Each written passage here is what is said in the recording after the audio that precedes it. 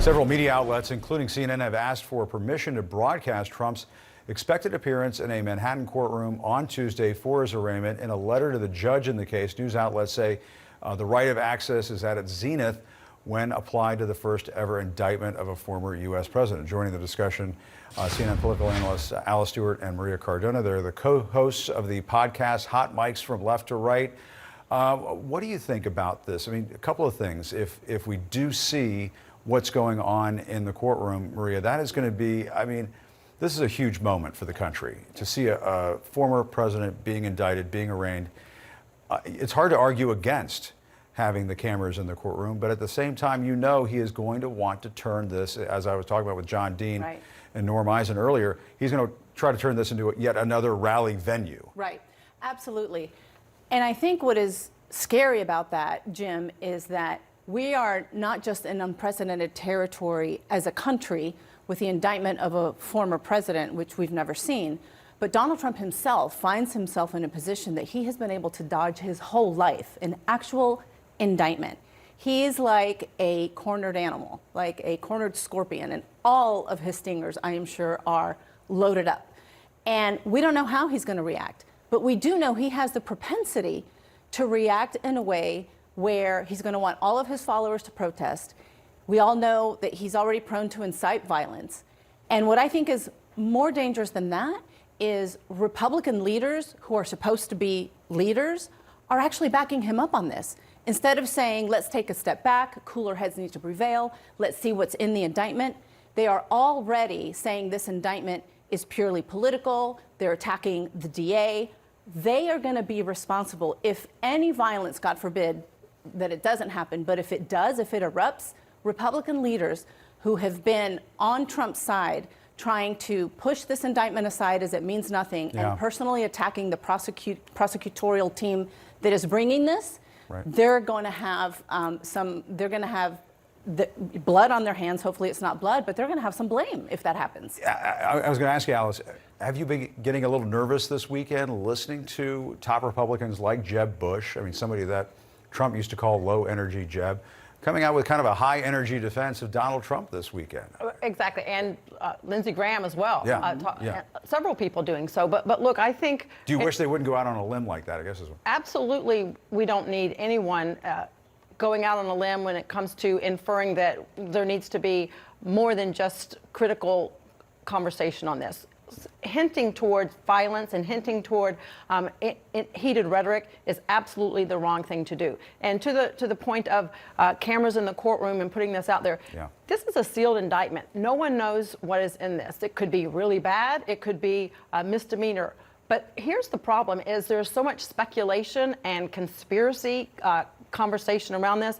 The best antidote for speculation is transparency. The more we can put all of the information out there in real time, that is the best way for us to tamp down a lot of the speculation as to what's going on. And the more that people can find out, the better. But here's the thing, and in defense of many Trump supporters out there, and I'm not defending Donald Trump, but in terms of where we are right now, many people are very frustrated with the fact that this does appear as though this is prosecutorial overreach, and that the DA is using what has been passed over by the Federal Election Commission and by the Department of Justice.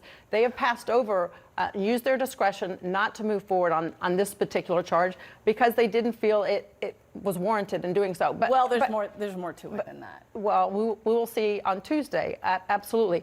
But for him to move forward on this, it does scream to many people as though he is using this to advance a political agenda and to attack a political adversary. And that is why there is such outrage by Republicans. And I'm not even a Donald Trump mouthpiece, and I'm certainly not always at his defense. But this does scream of prosecutorial overreach. So then let me respond to that, because I actually think that is also dangerous, even to put that out there in the ether, because this was passed over by the DOJ, but not really. Michael Cohen went to jail. So he went to jail because of what Trump told him to do. So if he went to jail, why is it that Donald Trump doesn't deserve the same fate? This was Donald Trump's DOJ at the time, which is why he didn't go to jail back then. The other thing is that Republicans scream that this DA campaigned on indicting Donald Trump. Well, he may have, but guess what? He didn't do this the very first day he got into office. He did not rush to this. It took him time. He looked at the evidence. He looked at the facts. He looked at the documents. And you know what the other thing about this, Alice, is? He's not the one who indicted Trump. This indictment came from the majority of 23 grand jurors, Americans, everyday, hardworking Americans of Donald Trump's peers, not dyed-in-the-wool progressive liberals paid by George Soros. Yeah, so let's really take a look at that. That is how our judicial system works, and it's dangerous to think otherwise. A couple things, my dear friend Maria.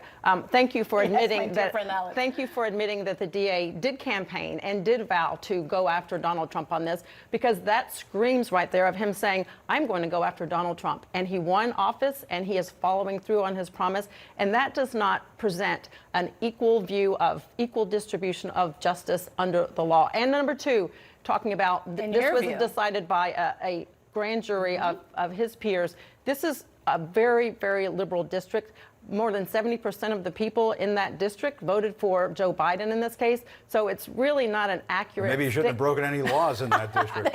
Exactly. Maybe that was a mistake made. Exactly. Don't do it in New York. That's right. You know, but they're familiar with him in New York. I call the New Yorkers the least surprised people in the world because they've dealt with Donald Trump for a long time. They've known him for a very long time. But Maria, is there a part of you that wishes that maybe one of these January 6 cases had gone first, that Fonnie Willis had gone first, that Jack Smith, the special counsel, had gone first? You know, there's a lot of talk about a ton of Democrats who believe that, and there are a lot of Democrats who believe that. I've talked to a lot of them. I'm not so troubled by this. Why? Because I do believe that this DA, and especially because this is not a dumb man, right? He knows that he is in the spotlight. He knows that this is make or break for him.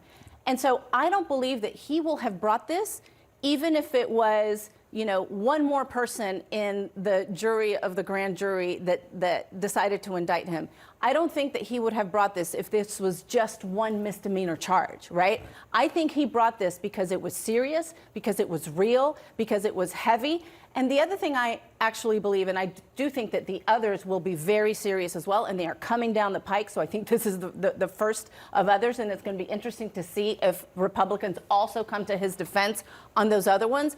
But Jim, you know what else this proves? No one is above the law, not even a former president of the United States. And if Republicans believe that this is too unserious to bring this kind of indictment, then maybe they should be campaigning on getting rid of all of those laws, because then what are they there for? And I do agree with Maria. I think the others will be more serious. And to the DA, Bragg's credit, I will give him credit for, you know, this indictment and the grand jury decision comes when the information is in and the timing is right. And it does say that he's not coordinating with other jurisdictions that have what I see as certainly much more serious charges against the And at the end of the day, the law is the law. Right. And we rely on professional prosecutors and grand jurors. You know, you get that little envelope in the mail.